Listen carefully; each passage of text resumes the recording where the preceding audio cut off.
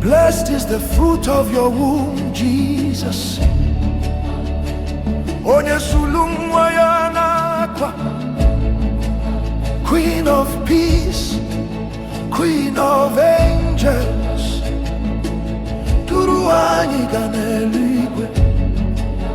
Nne Maria, nne nke udo, onye na-arụchite morning star, pray for us. Tower of fire, pray for us.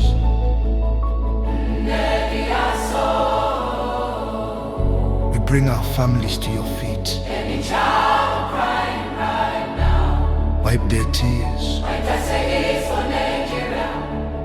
Intercede for Nigeria. Ave Maria. Kedu onye ị ga-ekele?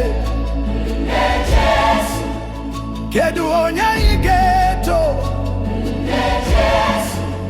Otito dịrị